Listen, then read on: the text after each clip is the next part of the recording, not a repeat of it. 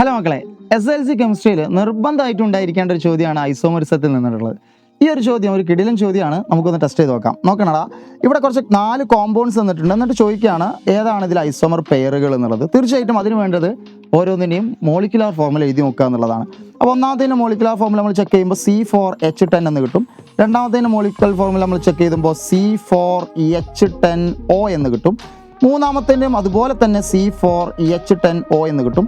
നാലാമത്തേൻ്റെ ആയിട്ട് നമുക്ക് കിട്ടുക C3H8 എന്നുള്ളതാണ്. അപ്പോൾ ഇവിടെ ഐസോമർ ജോഡിയായിട്ട് വരുന്നത് 2ഉം 3ഉം ആണ്. കാരണം അവരുടെ മോളിക്കുലാർ ഫോർമുലയാണ് സെയിം ആയിട്ട് വരുന്നത്.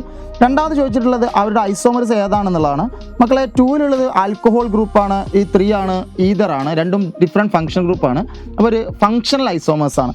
അടുത്ത ചോദ്യം എന്താണ്? കോമ്പൗണ്ട് 1, അതായത് ഒന്നാമത്തെ കോമ്പൗണ്ടിന് പോസിബിൾ ആയിട്ടുള്ള ഐസോമേഴ്സ് ഏതൊക്കെയാണെന്നുള്ളതാണ്.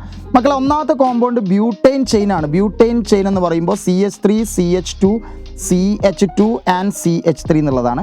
മക്കളെ, ഇതിന് ചെയിൻ ഐസോമർ ആണ് പോസിബിൾ ആയിട്ടുള്ളത്. അതിന് പോസിബിൾ ആയിട്ടുള്ള ചെയിൻ ഐസോമർ എന്ന് പറയുന്നത് CH3,